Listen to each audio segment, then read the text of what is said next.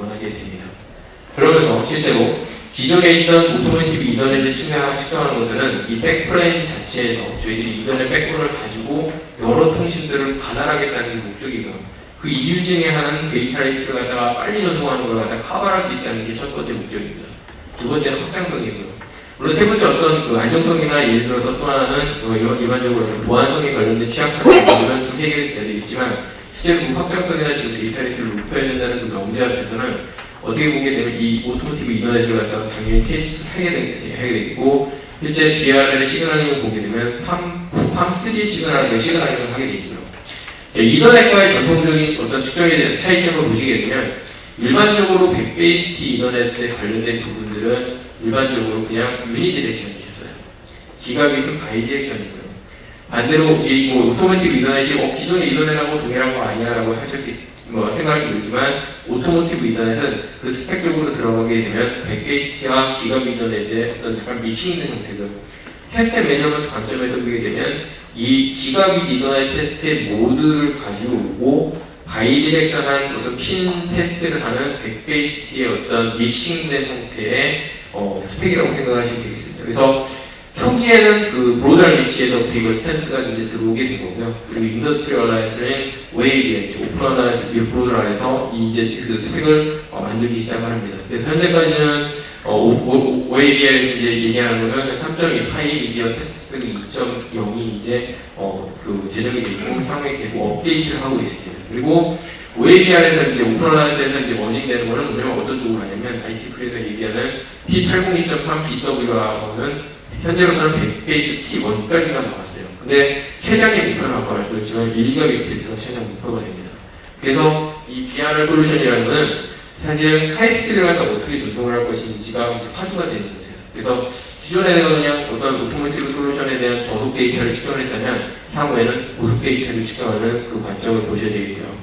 5.1부터 5.6까지 이 6가지의 테스트 케이스가 대부분입니다. 그래서 맥시멈 트랜스미터 아웃풋 테스트라든지 트랜스미터 디스토션 그리고 트랜스미터의 지터를 측정을 하죠.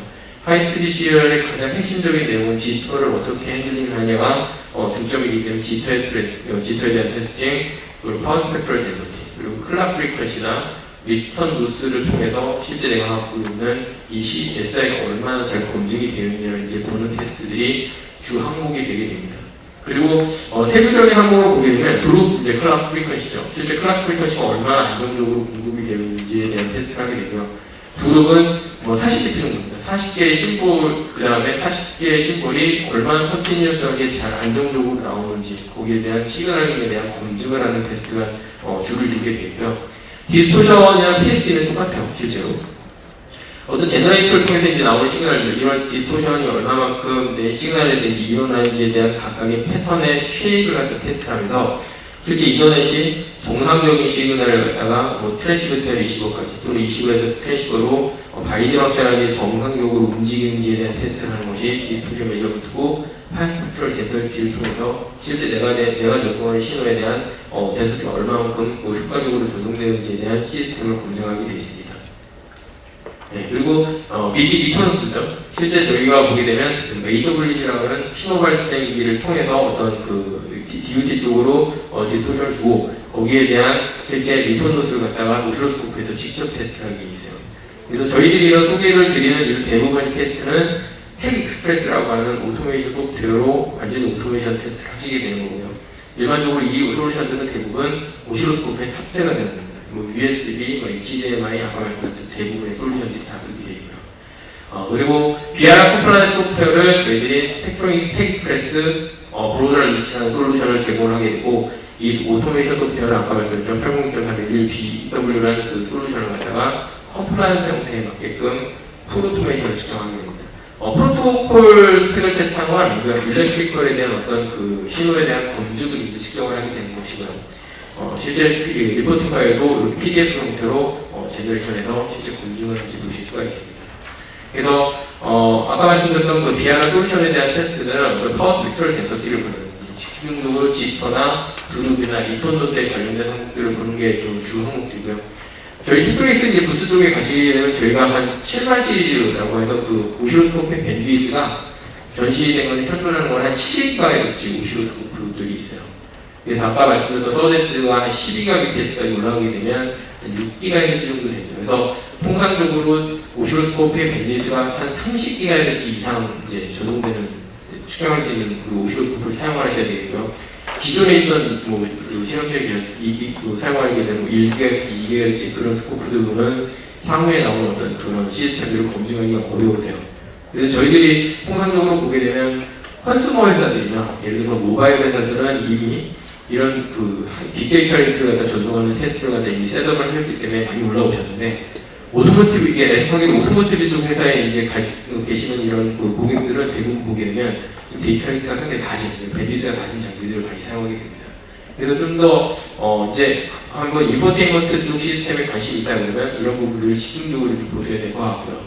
그래서 컴플라이언스 솔루션은 이제 저희들이 BR에 관련된 부분들에 대한 솔루션 소개를 드렸고 저희들이 데이터 레이트가 높으면 딱 하나 생각나는 게 또 있어요. EMI 관련된 걱정들을 합니다. 왜냐면 이제 하네스에서 전송된 신호들이 상당히 스트레스가 강한 신호들을 쓰게 돼 있고 데이터 레이트가 높아지면 일반적으로 데이터가 이제 신호를 전송할 때 EMI나 EMC 이펙트들이 이제 발생을 하게 됩니다. 그래서 EMI나 EMC를 컴플라이언스 테스트 형태는 아니지만 일반적인 저희도 이렇게 휴대용 이 RF 스펙트럼을 가지고 있어요. 그래서 실제 EMI의 이펙트가 갖고 있는 그런 이미션 파워를 갖다가 저희들이 촬영에서 이제 내부에 들어가서 이런 어떤 어디서 이제 방사가 일어나는지에 대한 테스트를 할 수 있는 솔루션들도 이렇게 제공을 해드립니다.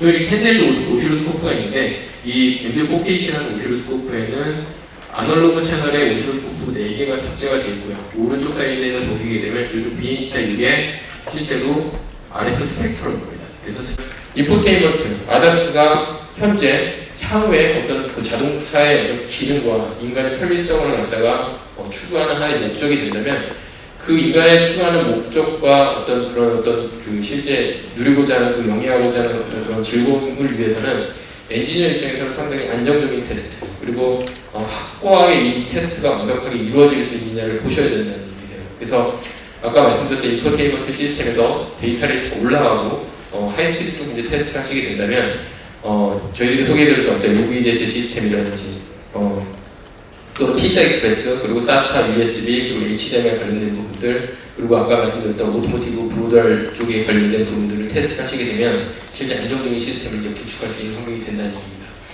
이런 시스템을 갖다 이제 이제 구축하는 것들이 저희도 이제 저희 나라에도 이제 굴지의 자동차 회사들이 있습니다. 그런 산하에서 여러 가지 움직임들이 있고 또 하나는 외산 자동차 쪽으로 타겟을 해서 만드는 어떤 클러스터라든지 어떤 AVM을 갖다 수출하기 위해서 목적으로 만드시는 그런 엔지니어들이 많이 계세요. 그래서 저희 지금 텍트로닉스 쪽에서 오셔서도 많이 측정을 하고 있으니까 저희 부스에서 오셔가지고 상담도 많이 하신 쪽 있고요.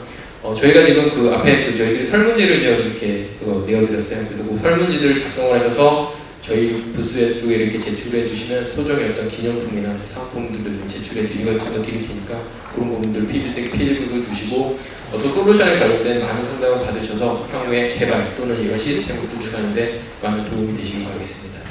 네, 제 섹션은 일단 여기로 마치겠고 혹시 질문 있으시면 질문 받도록 하겠습니다.